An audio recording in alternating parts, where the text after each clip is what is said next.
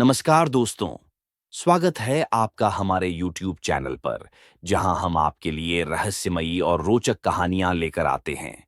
आज हम बात करने वाले हैं उस रहस्य के बारे में जो हजारों सालों से इतिहास, पुराण और विज्ञान के बीच छुपा हुआ है। क्या आपने कभी सोचा है, कर्ण के कवच और कुंडल जो उसे जन्म से प्राप्त थे, वो आज कहाँ हैं? क्या वो सिर्फ एक पौराणिक कथा है, या फिर सचमुच वो दिव्य वस्तुएं आज भी इस पृथ्वी पर कहीं सुरक्षित रखी गई हैं? आइए, आज इस रहस्य की परतों को एक-एक करके खोलते हैं।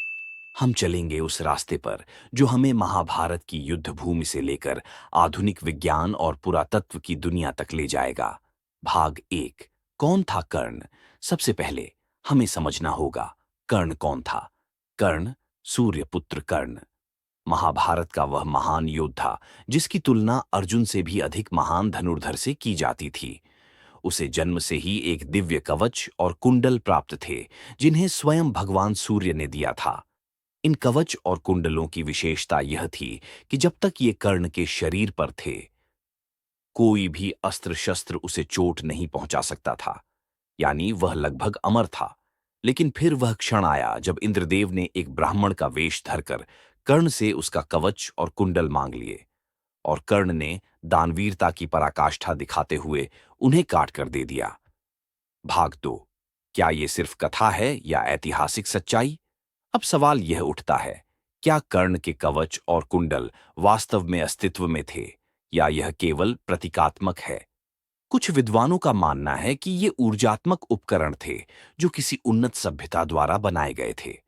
वहीं दूसरी ओर आधुनिक विज्ञान इस विषय पर संदेह करता है, लेकिन प्राचीन विज्ञान और वेदों में ऐसी वस्तुओं का उल्लेख मिलता है जो बॉडी आर्मर की तरह कार्य करते थे।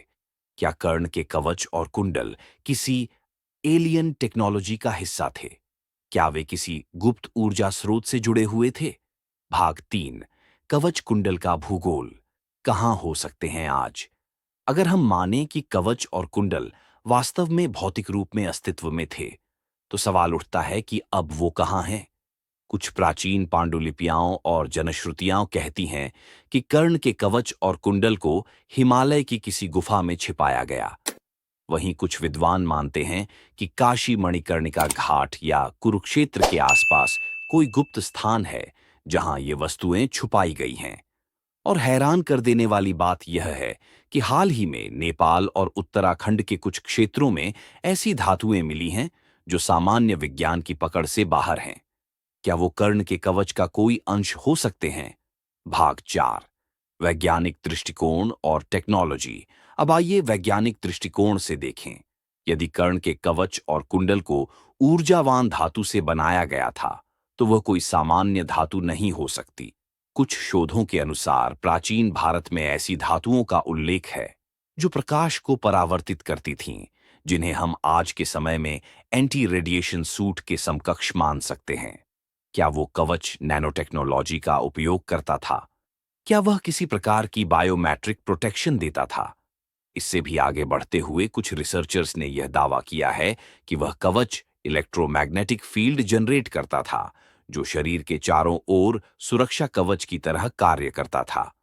भाग पांच, इंद्र का छल। क्यों लिया गया कवच कुंडल? इंद्रदेव, जो अर्जुन के पिता थे, उन्होंने कर्ण से छलपूर्वक वो कवच और कुंडल मांग लिए, क्योंकि उन्हें झांक था कि अगर कर्ण के पास यह कवच रहा तो अर्जुन कभी उसे युद्ध में नहीं हरा पाएगा। परंतु सोचिए, कवच को शरीर से अलग करना यह कोई सामान्य कार्य नहीं है। ऐसा लगता है जैसे वो कवच कर्ण के डीएनए में समाहित था। क्या यह किसी बायोलॉजिकल आर्मर का उदाहरण हो सकता है? भाग 6, रहस्यमयी खोजें। क्या आज भी कुछ सुराग हैं? हाल ही में कई खोजकर्ताओं और रहस्य शोधकर्ताओं ने दावा किया है कि कर्ण के कवच और कुंडल से जुड़ी कुछ वस्तुएं उत्तराखंड की पंचकेदार गुफाओं में छिपी हो सकती हैं। कुछ लोगों ने बताया है कि वहां रात के समय अजीब सी चमकमक दिखाई देती है, जैसे कोई धातु अंधेरे में प्रकाश फैला रही हो। क्या ये कवच के अस्तित्व का प्रमाण है, या ये सिर्फ एक और कहानी है? भाग 7, आध्यात्मिक दृष्टिकोण, आत्मा की सुरक्षा। कुछ लोग मानते हैं कि कर्ण का कवच केवल भौतिक नहीं, बल्कि आध्यात्मिक सुरक्षा कवच भी था। वह उसकी पुण्य आत्मा, उसका दान, उसकी तपस्या, सब मिलकर उसका कवच बनते थे। इस दृष्टिकोण से देखें तो कवच और कुंडल एक प्रतीक हैं उस आत्मा की शक्ति का, जो किसी भी युग में जन्म लेकर पुनः अपने धर्म के लिए खड़ा हो सकता है। भाग 8। क्या कोई रहस्यमयी संस्था उसे खोज रही है? कई लोग यह भी दावा करते हैं कि कुछ गुप्त संस्थाएं, जैसे कि रिसर्च विंग ऑफ एएसआई, भारतीय पुरातत्व विभाग, या विदेशी अनुसंधान एजेंसियां गुप्त रूप से इन वस्तुओं की खोज में लगी हुई हैं। उनका मानना है कि अगर यह वस्तुएं मिल जाती हैं, तो वह मानव इतिहास की सबसे अद्भुत खोज होगी। भाग 9। निष्कर्ष। क्या सचमुच मौजूद है कर्ण का कवच और कुंडल? तो दोस्तों, अब बात आती है निष्कर्ष की। क्या कर्ण का कवच और कुंडल वास्तव में आज भी मौजूद हैं? हमारी रिसर्च, प्राचीन ग्रंथ, आधुनिक विज्ञान और जनश्रुतियों के आधार पर कह सकते हैं, संभावना है। हाँ, या तो वे वस्तुएं किसी अत्यंत सुरक्षित स्थान पर छिपी हैं, या फिर वो किसी दूसरे आयाम, डायमेंशन, में स्थानांतरित कर दी गई हैं। आपका विचार?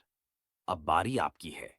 क्या आपको लगता है कि कर्ण का कवच और कुंडल आज भी मौजूद है? क्या कोई वैज्ञानिक या गुप्त संस्था उन्हें खोज रही है? या फिर यह सिर्फ पौराणिक कथा है जिसका उद्देश्य हमें धर्म, दान और वीरता का पाठ पढ़ाना है? कृपया नीचे कमेंट करें और हमें बताएं।